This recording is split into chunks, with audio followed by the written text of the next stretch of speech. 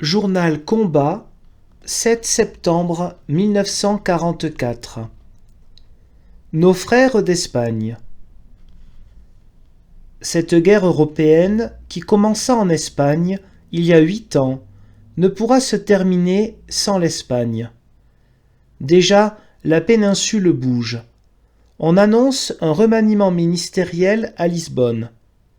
Et de nouveau, la voix des républicains espagnols se fait entendre sur les ondes. C'est le moment peut-être de revenir à ce peuple sans égal, si grand par le cœur et la fierté, et qui n'a jamais démérité à la face du monde, depuis l'heure désespérée de sa défaite. Car c'est le peuple espagnol qui a été choisi au début de cette guerre pour donner à l'Europe l'exemple des vertus qui devaient finir par la sauver. Mais, à vrai dire, c'est nous et nos alliés qui l'avions choisi pour cela. C'est pourquoi beaucoup d'entre nous, depuis 1938, n'ont plus jamais pensé à ce pays fraternel sans une secrète honte. Et nous avions honte 2 fois, car nous l'avons d'abord laissé mourir seul. Et lorsque ensuite nos frères vaincus par les mêmes armes qui devaient nous écraser sont venus vers nous, nous leur avons donné des gendarmes pour les garder à distance. Ceux que nous appelions alors nos gouvernants avaient inventé des noms pour cette démission. Ils la nommaient, selon les jours, non-intervention ou réalisme politique. Que pouvait peser devant des termes si impérieux le pauvre mot d'honneur ?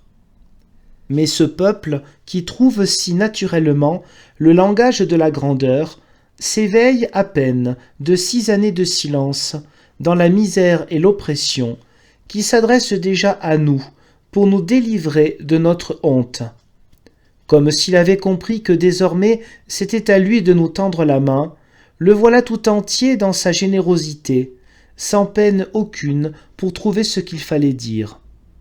Hier, à la radio de Londres, ses représentants ont dit que le peuple français et le peuple espagnol avaient en commun les mêmes souffrances, que des républicains français avaient été frappés par des phalangistes espagnols, comme les républicains espagnols l'avaient été par des fascistes français, et qu'unis dans la même douleur, ces 2 pays devaient l'être demain dans les joies de la liberté. Qui d'entre nous pourrait rester insensible à cela ? Et comment ne dirions-nous pas ici, aussi haut qu'il est possible, que nous ne devons pas recommencer les mêmes erreurs, et qu'il nous faut reconnaître nos frères et les libérer à leur tour. L'Espagne a déjà payé le prix de la liberté. Personne ne peut douter que ce peuple farouche est prêt à recommencer. Mais c'est aux alliés de lui économiser ce sang, dont il est si prodigue et dont l'Europe devrait se montrer si avare, en donnant à nos camarades espagnols la République pour laquelle ils se sont tant battus. Ce peuple a droit à la parole.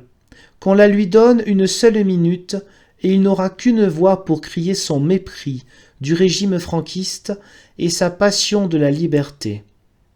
Si l'honneur, la fidélité, si le malheur et la noblesse d'un grand peuple sont les raisons de notre lutte, reconnaissons qu'elle dépasse nos frontières et qu'elle ne sera jamais victorieuse chez nous tant qu'elle sera écrasée dans la douloureuse Espagne.